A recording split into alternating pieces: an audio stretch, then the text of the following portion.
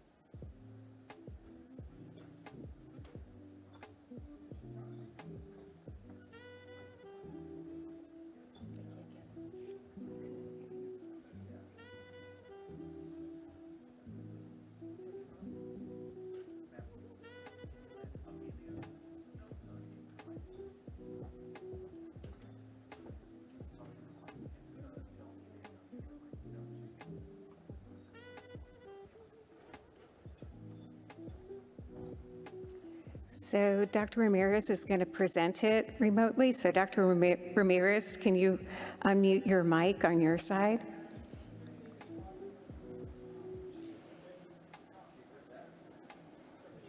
Patty, I sent it in. Oh, there you go. You're unmuted. We can hear you now. Patty, but I sent it virtually. I sent it in. Yes, but they just have your PowerPoint, not a recording. Oh. I should have had a recording to go along with it, but I can. Okay. Can you give it now? Or I can't see the slides.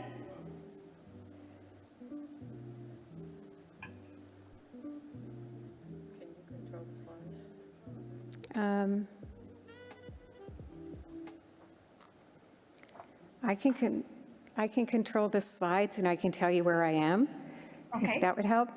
I'll do that from the I podium. wanted to share with you a quote from Alondra Nelson. Never before in living memory have the connection between our scientific world and our social world been quite so stark as they are today. I believe we have a responsibility to work together to make sure that our science and technology reflects us. I think we all know that these last 2 years, due to the pandemic, we've seen a lot of issues, societal issues that we had not seen before, not recognized before. They've been there, but we just didn't recognize them. And one of those areas now is really being truly diverse in the individuals that we accrue to our clinical trials, because we want to make sure that treatments that are available can really help as many people as possible. So my presentation today is to share a little bit about what we've been doing in here at the Mays Cancer Center. First of all, I wanted to share some of the cancer health disparities that we have acknowledged that have been impacting our community in South Texas.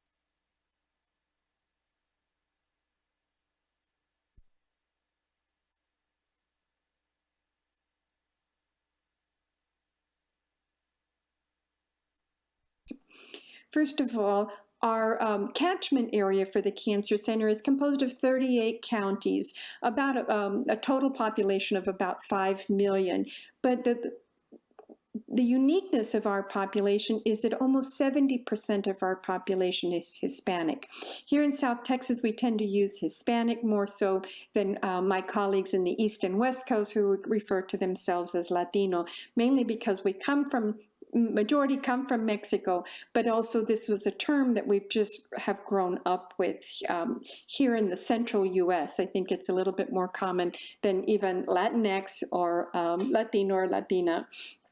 So, but some of the demographic characteristics of our population is that about 40% of our population is younger than 25 years of age. We have a high proportion of our population that still speaks Spanish as their primary language, but we do also have a high poverty rate. Almost 25% of our population lives in poverty, and about 26% of them have not completed high school education. So all of these are social demographics and social determinants that really impact their ability to participate in trials. And so we try to be very sensitive and concerning and embracing and better understanding some of those barriers. So one of the first things that I did when I arrived here at the Cancer Center was to try to better understand what was truly impacting our South Texas population. So we developed a report that was called the South Texas Health Status Review Report, and we've been updating this periodically. And what it has shown us is that breast cancer is a leading cancer here in Texas, a little bit lower than the national level, but still fairly high for all of Texas, and still fairly high for South Texas, and even among South Texans.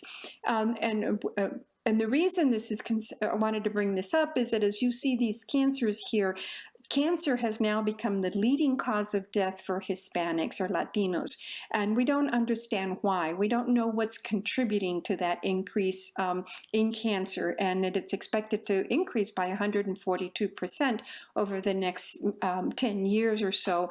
And so this exponential increase in cancer is something we need to better understand. So participation in clinical trials, the timing for this couldn't be more important because, as I said, cancer is the leading cause of death for our population. So we need to make sure we're getting treatments available to them. And the other reason is that now Latinos make up 18% of the U.S. population. We are the largest minority population in the United States, yet we're underrepresented in clinical trials, less than about 10% in NCI trials, and less than 4% in drug trials. Many of our studies have helped us better understand what are some of those barriers to participation in clinical trials. One of them is the lack of awareness of clinical trials. You know, what are trials? Why are we using the word trial? A participant once told me, isn't that more of a legal term? Others just didn't understand what a trial was. They truly had a lack of knowledge about how the disease started and what treatment opportunities were available to them. Many times the programs that we had were not really tailored to the culture and language of our population. And most of all, Latinos still have a low coverage in terms of health insurance. So that truly impacts their ability to have some of the preliminary tests covered for in clinical trials. So there's more cost oftentimes involved for some of our families. as well as traveling to a cancer center is difficult for them. Here in Texas, to come to the Mays Cancer Center from what we call the Rio Grande Valley can be up to 4 to 4.5 hours.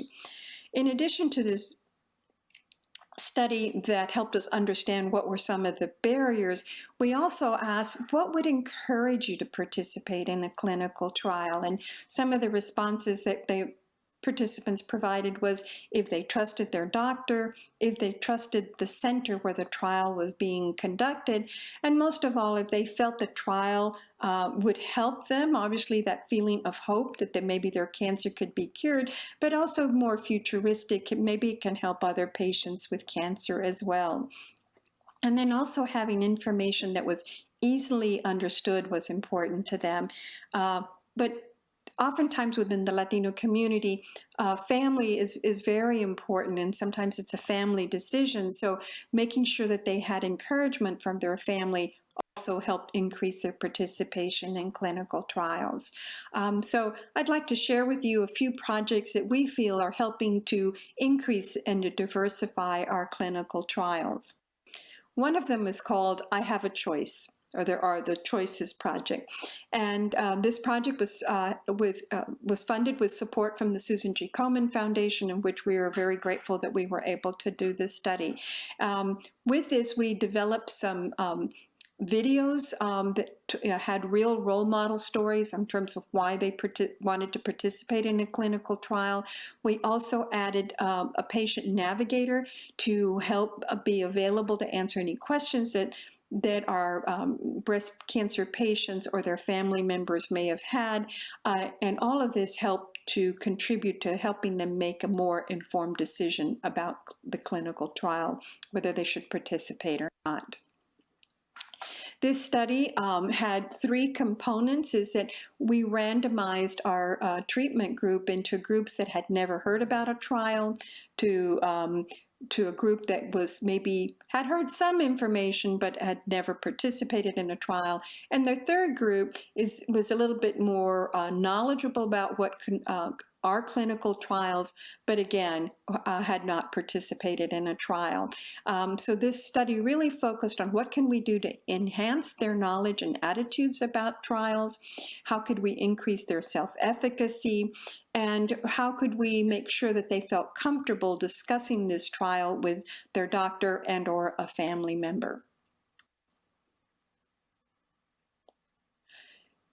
The intervention group was compared to a control group, and what we found in the intervention group that we were able to increase their perceived understanding of the clinical trials, and that it increased their consideration of clinical trials as a treatment option, and that they were more likely to change their stages of change. For example, if someone who had never heard about it now felt a little bit more compelled to say, well, you know what, I think I might participate. And so their intention to change was there.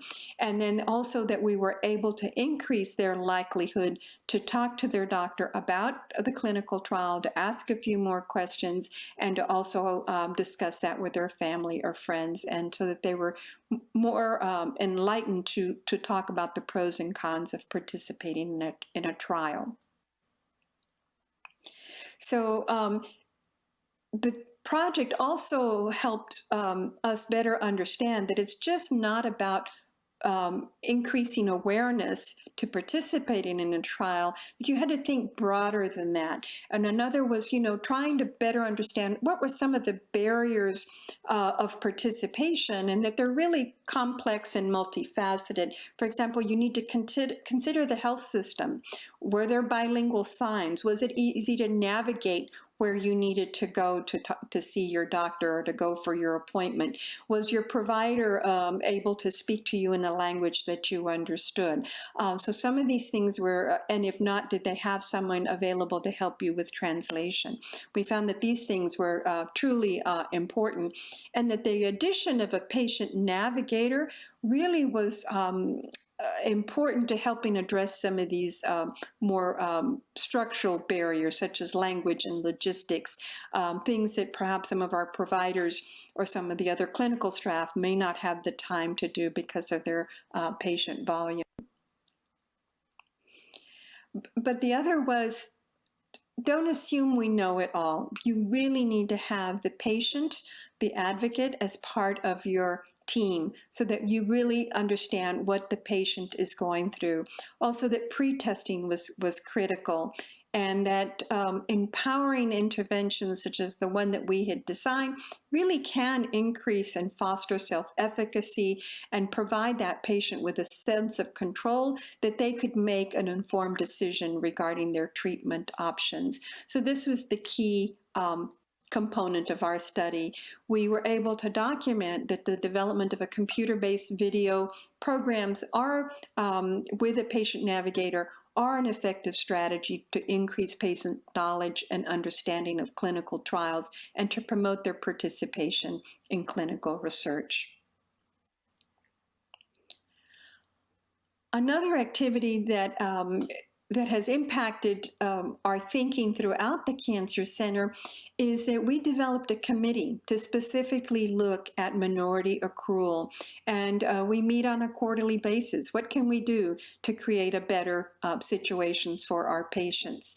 So we review the studies that are going on. We review which of those are not so restrictive. You know, some of the trials just require a low number, others require larger numbers.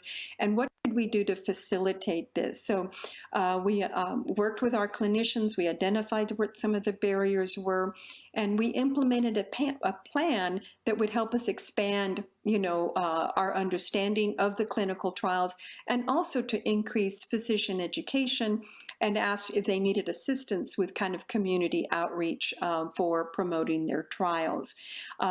All of this went towards developing what we call the minority accrual plan. And anytime a trial is open, we send this checklist to our clinicians and ask them to go through the questions. Is there a consent form available in Spanish? Do they need somebody who's bilingual, you know, as they're registering participants? All of these kinds of tools are there so that we can help the PI of the study do a better job in ensuring that they have a more diverse population participating in their studies. And we were able to see that we were able to document that the increase was small, but we're getting better at this in terms of increasing the diversity of our trials. Something else that we're doing is understanding of clinical trials is difficult. Finding the right time to talk to someone about clinical trials has been a little difficult. Many times individuals kind of don't want to think about it. It's not a place that they want to go to or think about that they could become ill and might need a clinical trial. So we really felt that we needed to do more about raising the awareness about clinical trials in our population. We have a program called Salud America that was originally funded through the Robert Wood Johnson Foundation. And actually it was started as an obesity prevention program and now has expanded really into a multi-disease entity and educational platform. We've now grown our network to over 500,000 individuals across the U.S., and we engage with them via the web, through social media, emails, and through various partners. But we've now added a component on clinical trial accrual.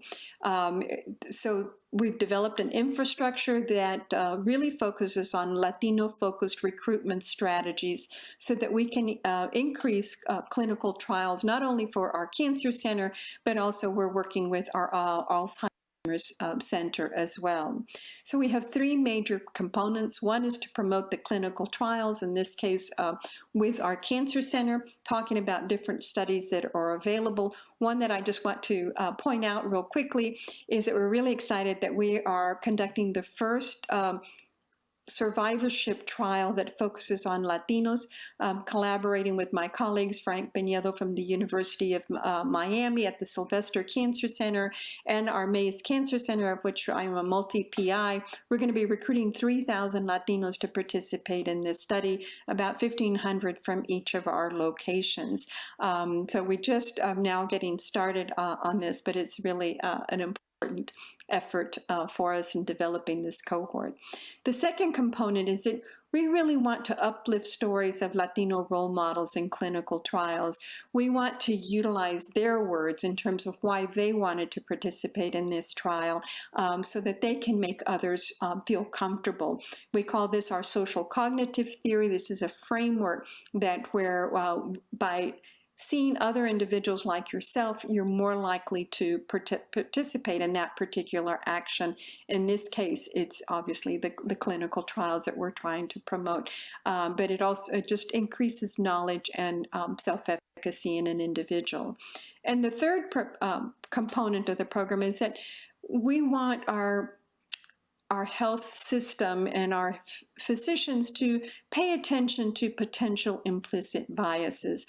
Oftentimes we've heard clinicians say maybe that trial wouldn't be offered to a patient because they think, well, they'll have difficulty with transportation, or they may not show up all the time, and so forth. And so we really need to look at this differently and say, don't look at it as a barrier, but look at it as how can we help that patient participate? Because most of all, as we know, we want whatever comes out of a clinical trial, is it a new treatment or a new drug, then we want to make sure that it's applicable to as many people as possible. So we really want to go about in terms of how can we make people know, do they have a bias? And if so, what they can go do to reduce that bias. So we've developed what we call our action packs. You can take a little test to see if you're biased, what you can do to change, or how can you use this action pack in your own community to really help improve and decrease potential biases that are going on. And last but not least, I wanted to share with you that I have been passionate about reaching out to our Latino community to help improve their health. As I said, cancer is the #1 cause of death for Latinos. We don't know why it's this high, and so that we need to do much more research. And some of the cancers, in addition to breast cancer, some of the cancers are cancers that have not been studied as much. So I have started a conference. It's called Advancing the Science of Cancer in Latinos, where I bring together researchers that truly just focus on their studies that they've done with Latino populations. And it's anywhere from prevention through survivorship, new treatments, new diagnostics, and that we share with one another. And our next conference is coming up in February of 2022. So we hope that you'll make plans to come and participate with us. And last but not least, we've just recently are doing a new series with Genentech and other partners who may want to partner with us. So if you're out there and you want to join us on this, please let us know. We're going to be hosting a series of webinars to help healthcare professionals and community members understand what we need to do to take action to improve health equity, not only for South Texas, but on a national basis as well. We have 6 topics that we'll be covering between now and October of 2022, and looking and asking questions. Why are we seeing these biases? Why are we seeing higher cancer rates in Latinos, and what can we do about it? So I hope that you'll take time to join us at salud.to/equity webinars to help and listen more about what we're up to. And I can't thank you enough. I can't thank Komen enough for all their support over all of these years. So it's a pleasure again to be here with all of you, and I'll be glad to take any questions. Thank you.